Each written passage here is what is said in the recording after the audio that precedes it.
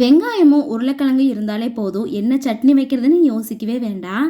இட்லி, தோசை, பணியாரம், பூரி, சப்பாத்தி, இடியாப்பம், ஆப்பம் இது மாதிரி எல்லா டிஃபன் ஐட்டத்துக்குமே சூப்பராக செட் ஆகும். Hi friends, welcome and welcome back to my channel. இந்த ஒரு ரெசிபி கேரளா ஸ்டைலில் நீங்கள் எங்கே போய் ஆப்பம் இடியாப்பம் சாப்பிட்டீங்கனாலுமே இருக்கும். நம்ம இன்றைக்கி செய்ய போகிறது இஷ்டியூ ரெசிபி தான் செய்ய போகிறோம். இது செய்யறதுக்கு உருளைக்கிழங்கு நல்லா வேக போட்டுடலாம். நாங்கள் இன்றைக்கி குக்கரில் தான் வேக வச்சுருந்தோம். குக்கர்லேயே இருந்ததுன்னா ஒரு 5 விசில் விட்டு எடுத்திங்கன்னா நல்லா வெந்து வந்துடும். பெரிய கிழங்காக இருந்ததுன்னா 2 சேர்த்திக்கலாம். சின்ன கிழங்குங்கிறதுனால நாங்கள் 5 கிழங்கு சேர்த்திருக்கிறோம். இது 4 பேருக்கு தாராளமாக இருக்கும். இப்போ வேக வச்ச உருளைக்கிழங்கு எல்லாத்தையுமே நார்மல் வாட்டரில் சேர்த்தி நல்லா தோலையெல்லாம் உரிச்சு எடுத்துக்கலாம். இது தோலெல்லாம் உரிச்ச உடனே நல்லா ஸ்மாஷ் பண்ணிவிட்டு இது கூடயே தண்ணியும் சேர்த்து கலந்து வச்சிடலாம். ஃபஸ்ட்டு பார்த்தீங்கன்னா இந்த உருளைக்கிழங்கு ரெடி பண்ணி வச்சிட்டிங்கன்னா இனி வெஜிடபிள்ஸ் மட்டும் கட் பண்ணி சேர்த்துறது தான். இந்த ரெசிப்பியில் மெயின் இந்த உருளைக்கிழங்கு மட்டும்தான். பார்த்திங்கன்னா ஃபுல்லாகவே நல்லா ஸ்மாஷ் பண்ணிவிட்டு தண்ணியும் சேர்த்து நல்லா கரைச்சி வச்சுக்கலாம். இதில் கொஞ்சம் கொஞ்சம் கட்டிகள் இருந்தாலும் பரவாயில்ல, சாப்பிடும்போது நல்லாயிருக்கும். இப்போ இதை தனியாக மாற்றி வச்சுட்டு தேங்காய் பால் ரெடி பண்ணிடலாம். இதுக்கு மிக்சியில் துருவின தேங்காய் சேர்த்திட்டு தண்ணி ஊற்றி நல்லா பால் ஃபில்ட்ரு பண்ணி எடுத்துக்கலாம். நான் 2 டைம் அது மாதிரி ஃபில்ட்ரு பண்ணி வச்ச பால் தான் இப்போ எடுத்து வச்சுருக்கிறேன். இப்போ இந்த ரெசிபிக்கு தேவையான பொருளெல்லாம் பார்த்துடலாம். தேங்காய் பால், உருளைக்கிழங்கு, பட்டை, கிராம்பு, சோம்பு, இஞ்சி பூண்டு பேஸ்ட்டு, சால்ட்டு இது மட்டும் போதும். இப்போ ரெசிபி செய்கிறதுக்கு ஸ்டார்ட் பண்ணிடலாம்.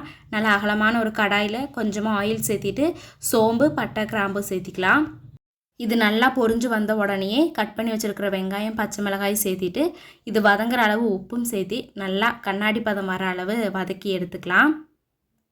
மெயினாக இந்த கேரளா ஸ்டைலில் பார்த்தீங்கன்னா அதிகமாக காரம் இருக்காது. அதனாலேயே இந்த ஸ்டியூ எல்லாருக்குமே ரொம்பவே பிடிக்கும். இப்போ உப்பும் சேர்த்திட்டு நல்லா வதங்கின உடனே இஞ்சி பூண்டு பேஸ்ட்டும் சேர்த்திட்டு நல்லா வதக்கிடலாம்.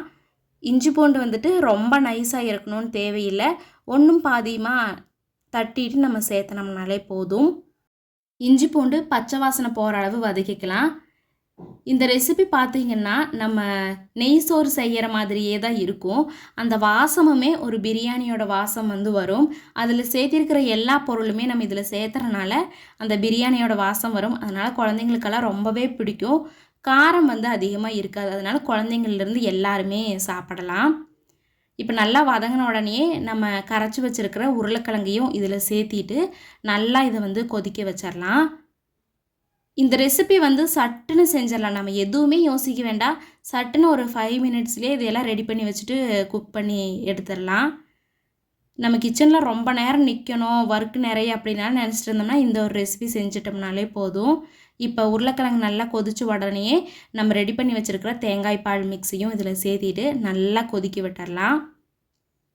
இப்போ பார்த்திங்கன்னா தேங்காய் பால் சேர்த்தன உடனே சிம்மிலேயே தான் வச்சு கொதிக்க விடணும். எப்போவுமே தேங்காய் பாலை மிதமான சூட்டில் தான் கொதிக்க விடணும். அப்போ தான் டேஸ்ட் நல்லாயிருக்கும்.